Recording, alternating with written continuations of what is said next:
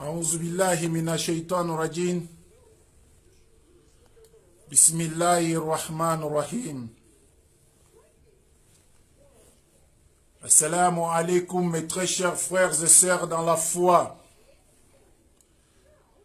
Je vous salue tous partout là où vous êtes, chacun par son nom et son prénom. Je demande à Allah subhanahu wa ta'ala de nous pardonner tous, de nous guider tous sur le droit chemin. Je demande à Allah subhanahu wa ta'ala de prier sur son prophète Muhammad sallallahu alayhi wa sallam, sur ses disciples, sur ses compagnons. Je demande à Allah subhanahu wa ta'ala de guider les musulmans jusqu'au jour de la résurrection. Amin. Je demande à Allah subhanahu wa ta'ala de nous donner la foi, car sans la foi, on est perdu comme il a dit dans le Coran. Je demande à Allah subhanahu wa ta'ala de nous faire grâce de sa miséricorde, car rien que par sa grâce on peut atteindre cette miséricorde, ni par nos bienfaits. Je demande à Allah subhanahu wa ta'ala d'unir le cœur des croyants partout là où ils sont dans le monde, quel que soit, tu es chinois, tu es malawi, tu es indien, tu es portugais, qu'Allah puisse nous unir jusqu'au jour du jugement. Qu'Allah subhanahu wa ta'ala nous pardonne, car si on n'est pas pardonné, le jour de Qiyamah, wallahi, on n'a pas la place là-bas.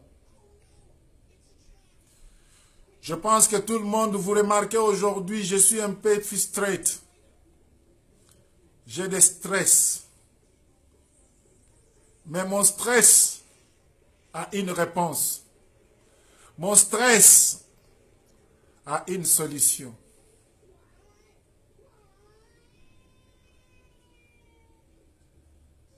Je vais aller plus vite aujourd'hui et très profond, de parler un peu. De parler un peu de mon frère, de mon collègue. Je dis bien de mon frère, de mon collègue qui prêchait la parole d'Allah, qui s'est fait arrêter aujourd'hui. Il est dans les mains des autorités ivoiriennes. Ma tristesse est très profonde et très douloureuse de partager avec vous cette vidéo pour montrer comment je suis solidaire avec les musulmans de la Côte d'Ivoire, les musulmans du monde entier, les musulmans africains, les musulmans asiatiques. On est tous des frères de même sang. Il n'y a qu'une seule chose qui nous réunit aujourd'hui, qui est plus fort que le lait qu'on a partagé avec nos frères de même père, de même mère. Cette chose est très profonde et très puissante, plus que ça, qui est la kalima shahada. La ilaha illallah Muhammadur Rasulullah. Je demande aux autorités ivoiriennes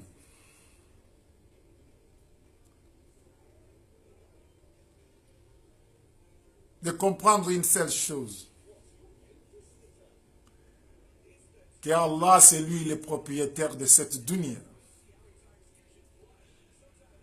Allah subhanahu wa ta'ala, il est le propriétaire de cette dunya. Wallahi, si tu travailles dans l'administration de l'État pendant 80 ans, 200 ans, 300 ans, tu finiras toujours à retourner vers Allah subhanahu wa ta'ala. Ton maître, qui est mon maître, qui est le maître de tout le monde. Arrivé là-bas, tu vas lui rendre les comptes. Ittaqullah. Et pitié d'Allah. Et pitié de vous-même. Il faut avoir peur d'Allah subhanahu wa ta'ala. Tout à l'heure, j'ai causé avec un ami qui m'a posé une question. Il m'a demandé si je savais quelque chose sur le Congo. Je lui ai dit, je ne sais pas une grande chose sur le Congo. Il dit, est-ce que Kabila va quitter le pouvoir?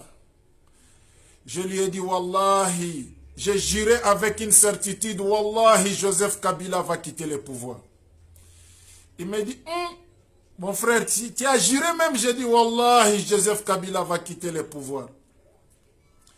Il me demande quelles sont mes preuves, quelles sont mes solutions, quelle certitude que j'ai que Joseph Kabila va quitter le pouvoir.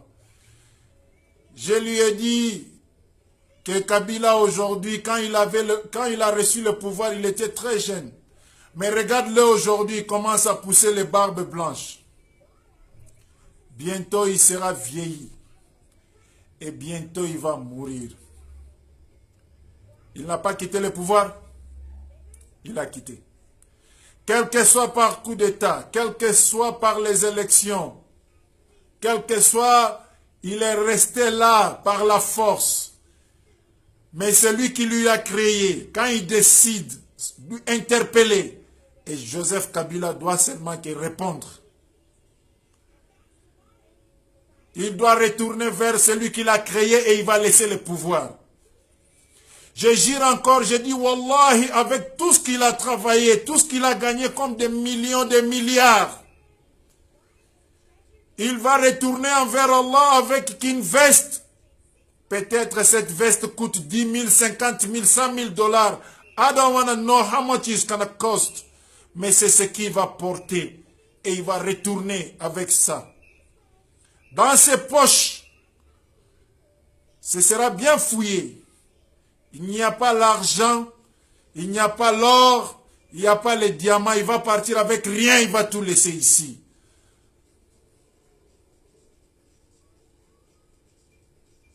Alors pourquoi de s'entretuer pour ces biens matériels de cette dunya? Alors que tu ne vas pas aller avec ça, tu vas tout laisser dans ce monde. Ça, c'est un exemple que je vous donne à propos de la question que mon ami m'a posée. Mais le but de ma prédication de cet après-midi, c'est parler de cet imam qui est arrêté en Côte d'Ivoire parce qu'il prêchait. Dans l'islam aujourd'hui, je vais vous montrer, il y a trois différents de musulmans. Il y a des musulmans. Il y a un musulman qui peut voler. Un musulman peut tuer. Un musulman peut faire l'adultère. Mais un croyant ne peut pas faire toutes ces choses que j'ai citées. Et celui qui est croyant,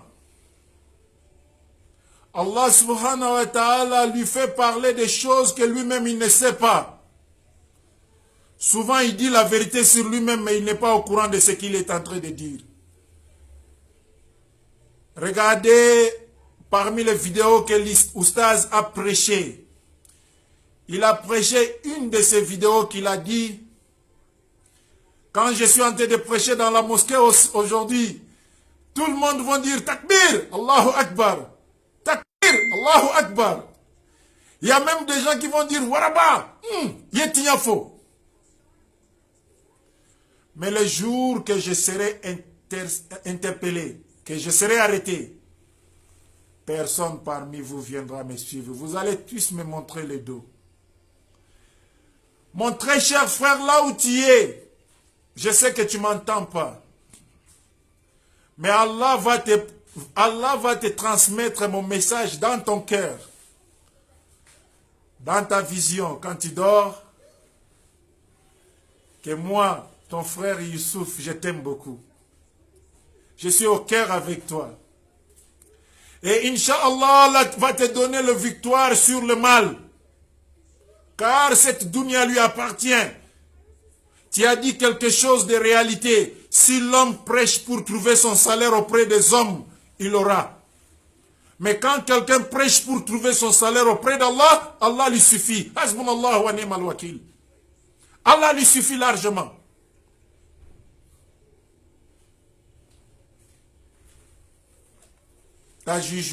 Ton jugement est aux mains d'Allah subhanahu wa ta'ala. Pas dans les mains de ces autorités-là. Car ces autorités-là, ils seront frappés de la mort un jour ou un autre.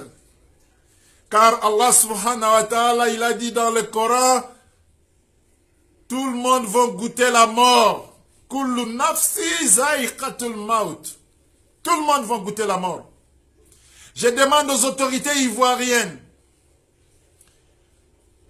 est-ce que si vous avez les enfants aujourd'hui, quand vous avez un nouveau-né dans vos familles, à qui vous allez pour chercher les bénédictions de cet nouveau-né?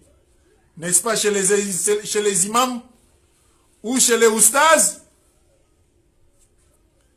Vous allez appeler un imam de quartier ou bien d'un mosquée pour faire les hakika de cet enfant.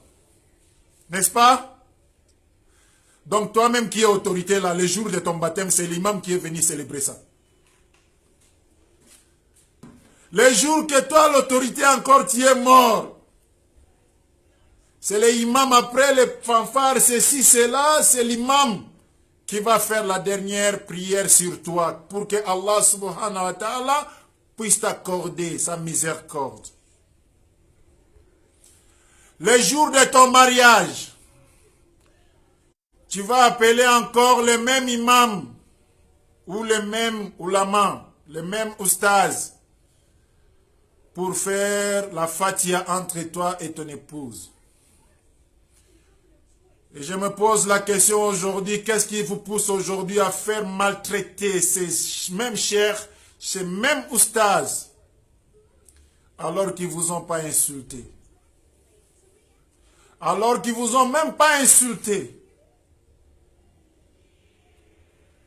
Ça me fait mal de voir soi-disant un musulman arrêter son frère musulman pour lui torturer. Car il a dit la vérité. Mon message est lancé solennellement, immédiatement, à mon père, à mon grand frère, à mon oncle, que je lui dois beaucoup de respect, car il est plus âgé que moi, Al-Hassan Ouattara. Al-Hassan, je sais que tu vas regarder cette vidéo. Car dans une vidéo, je vis, tu as dit, il y a beaucoup de choses qui se parlent dans les réseaux sociaux. Ce qui veut dire que tu es au courant de ce qui se parle là-bas.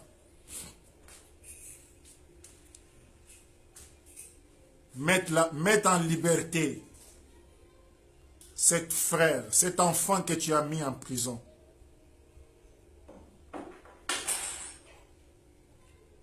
Car bientôt ça ne sera pas bien pour toi. Allah subhanahu wa ta'ala lui-même, il ne sera pas content de toi, Alassane Ouattara. Allah qui t'a créé, il ne sera pas content de toi. Trop c'est trop. Tu n'es pas un roi, tu es un président. Wallahi, je te dois du respect jusqu'à la fin de mon vidéo. Car tu es un papa, tu es un grand frère. Et je t'aime beaucoup.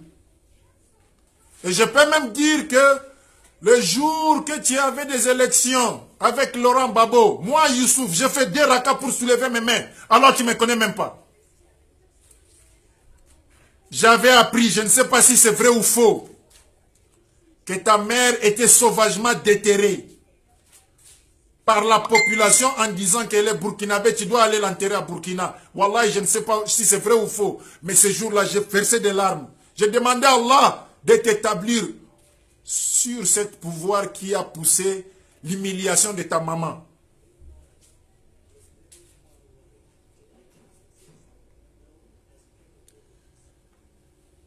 Si c'est ça qui est ton salaire sur le même gène qui ont voté pour toi, où est la liberté d'expression? hautement. Vous voulez nous dire qu'avant que nous, les oustas, les chers, les étudiants, avant de prêcher, notre bayan doit être écrit par le gouvernement ou par les hadiths du prophète Mohammed sallallahu alayhi wa sallam? Je vous demande aujourd'hui de mettre en liberté cet oustaz que vous avez emprisonné. Ne dites pas que vous n'êtes pas au courant. Wallahi, vous êtes au courant.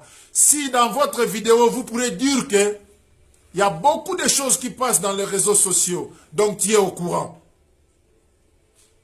Je te demande de le libérer immédiatement.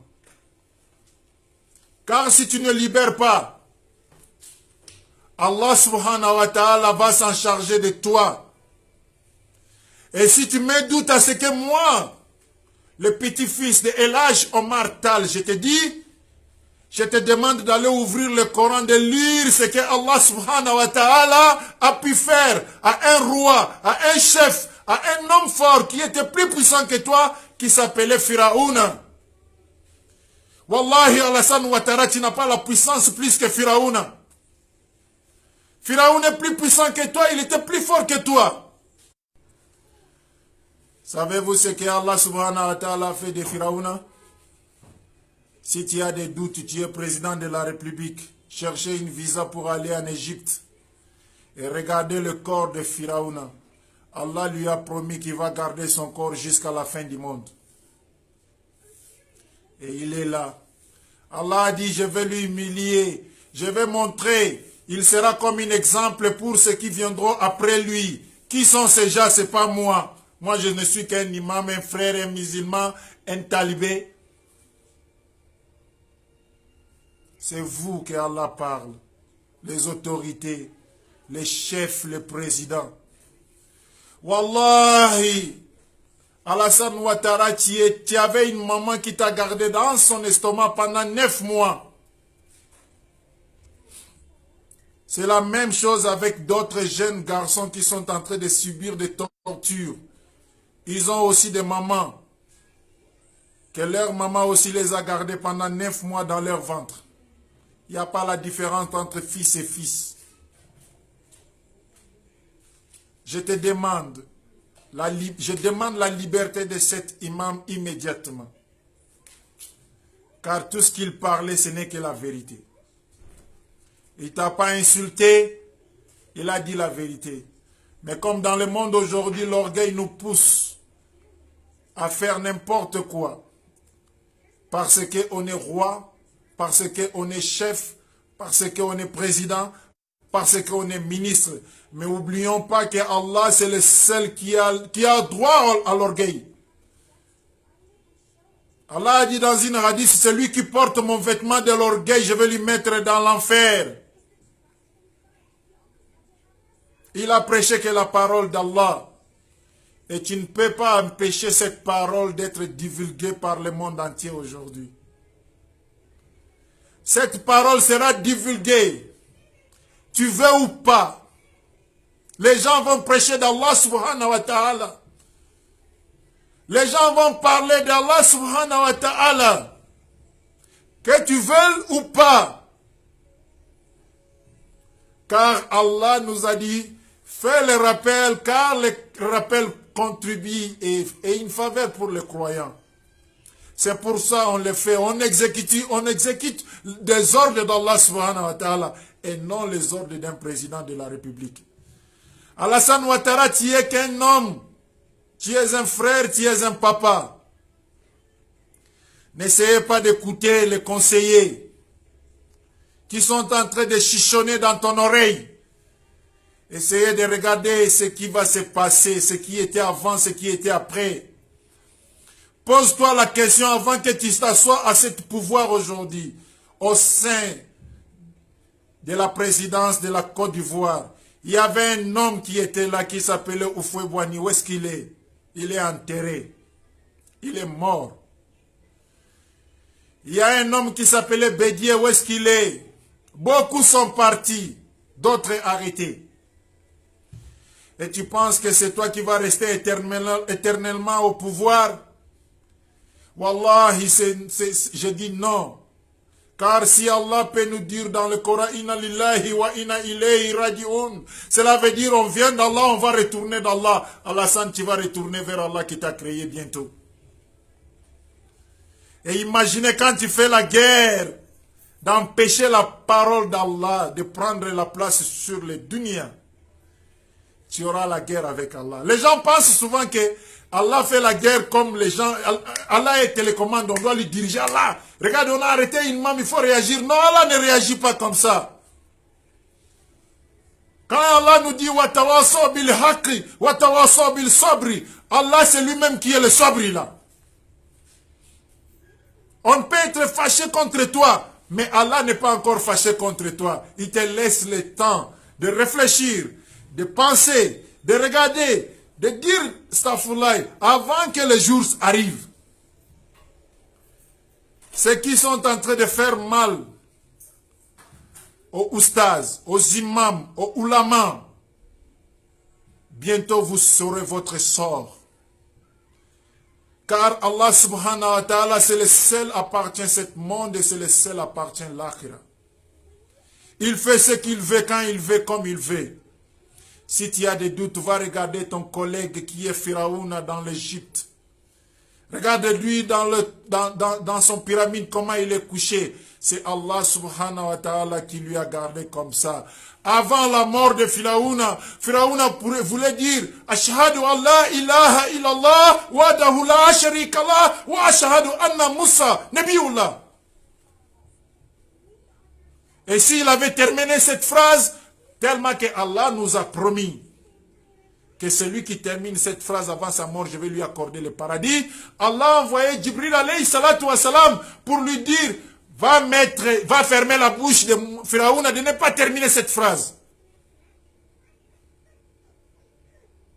Avant que Pharaon a dit Ashhadu, ange Gabriel est venu, il a attrapé Pharaon par sa tête, par derrière sa tête, et il le faisait manger la boue, le sable au fin fond de l'océan. Si tu mets des doutes à ce que je suis en train de te dire, va à l'Égypte, chercher tout un grand docteur. On va prélever quelque chose, les exemples dans l'estomac de Pharaon. Tu vas voir qu'il y a la terre et la boue qui est remplie dans l'estomac de Pharaon avant sa mort. Ça, c'est le dernier repas de Pharaon. Si tu ne trouves pas ça là, l'islam devient une fausse religion. Je déclare l'islam fausse religion. Si vous prélevez dans le ventre de Pharaon et vous ne trouvez pas la terre et la sable dans son ventre, l'islam devient une fausse religion. Allahu Akbar. Tu es un papa, tu es un président. Tu peux appeler ton fils pour lui donner des conseils, mais pas pour lui humilier.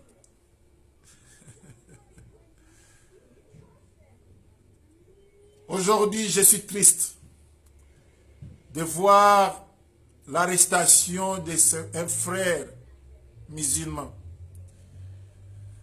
Avant que tu deviennes, tu prends le pouvoir, tu as trouvé combien des imams qui ont fait des siècles, des années en train de diriger la prière dans certaines mosquées. Alors que votre chaise de présidence a été changée par combien de présidents? Et bientôt tu vas laisser ce pouvoir aussi, tu vas laisser à un autre. Mais c'est le même frère imam, cher, qui va rester encore en train de diriger sa place. Respectez les autorités de Dieu, car ils sont meilleurs plus que toute une autorité sur la terre. Aujourd'hui, dans n'importe quelle occasion, on va demander les autorités de Dieu. Un président peut voler, je ne dis pas que vous avez volé. Je donne un exemple, un président peut voler. Mais un imam voleur, on ne peut pas trouver. Si celui-là est voleur, n'est pas imam. Un imam menteur, on ne peut pas le trouver. Qu'est-ce qui vous a fait mal quand il a dit qu'il ne faut pas prendre les terrains des pauvres et de les donner aux riches? Il ne faut pas oublier que quand Allah subhanahu wa ta'ala frappe, il va frapper beaucoup. Et il va frapper trop dur aussi. Je demande à Allah subhanahu wa ta'ala de guider tous les musulmans du monde, afin qu'on soit un. Si c'est vrai, cette très chère religion est une religion de la vérité, si le Coran est une remède pour toute solution, je demande aux chefs spirituels, je fais un appel à toute autorité musulmane, tout celui qui est oustaz, cheikh, musulman, imam, si vous avez vraiment la foi, prouvez votre foi aujourd'hui, devant cet obstacle. Faire vos doigts, demandez à Allah de nous donner la victoire au sein de cette guerre qui est déclenchée, pour qu'on puisse être le véridique. Aujourd'hui, tu es content qu'on a arrêté l'autre. Demain, ce sera toi. Aujourd'hui, tu es content. On a tué l'autre. Demain, ce sera toi. Il y a une proverbe qui dit dans le langage de ma mère, une perroquet n'a pas le droit de rigoler un oiseau parce que tous ils sont des oiseaux. Si tu penses que mon malheur est bien, attends le jour que ton malheur va venir. Toi qui as tué, toi qui aimes tuer, est-ce que tu penses que tu vas rester dans ce monde éternellement? Si notre prophète Muhammad sallallahu alayhi wa sallam, on peut lui faire retourner dans ce monde, imaginez-vous, il aurait combien des années? 1440 et quelques années. Et imaginez un vieux de 1440 d'années, il sera comment fatigué. Mais alors que Allah subhanahu wa ta'ala qui a créé cette prophète, il est encore en forme, il est jeune, il ne change pas, il est toujours ahad. Si on prend Moussa alayhi salatu wa salam, on le retourne sur la terre, imaginez il aurait combien des années? À peu près 2000 ans. Imaginez un vieux de 2000 ans, il sera comment fatigué, épousé. Mais Allah subhanahu wa ta'ala, il est le même hier, il est le même aujourd'hui. Ne désespérons pas la miséricorde d'Allah subhanahu wa ta'ala. Tout ce qu'ils sont en train de faire, ce sont des menaces pour qu'on ne puisse pas parler la vérité. Continuez de parler la vérité. Car si tu ne parles pas la vérité, tu seras parmi les mensonges. Et les mensonges, les menteurs, leur proie, c'est Jahannam. Que Allah nous épargne de Jahannam. Je pense que tout le monde qui suit mon vidéo, celui qui ne le divise pas, ce n'est pas un croyant. Je déclare que ce n'est pas un croyant. Si tu es un musulman, que la récitation de cet musulman, cet imam, cet frère, qui vous a toujours prêché, vous devez partager ça pour sensibiliser le monde entier, qu'il soit au courant que la liberté de l'expression a été saisie quelque part en Côte d'Ivoire.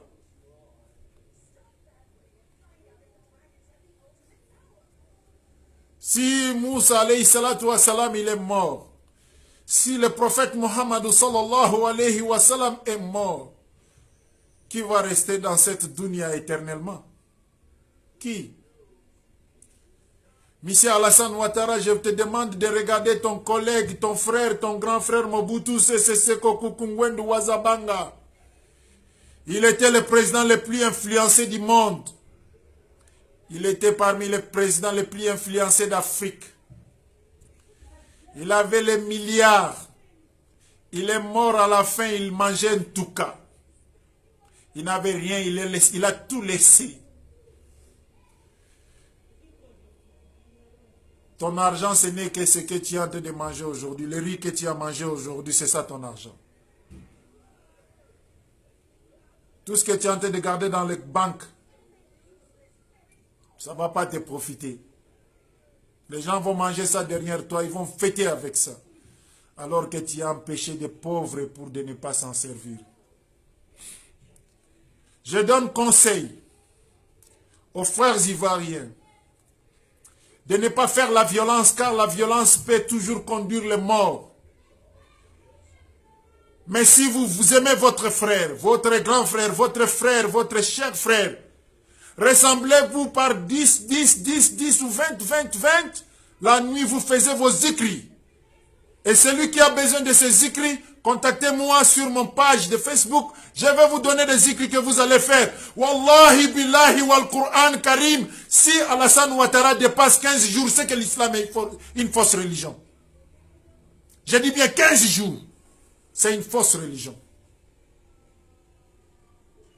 Qu'Allah subhanahu wa ta'ala nous guide sur le droit chemin.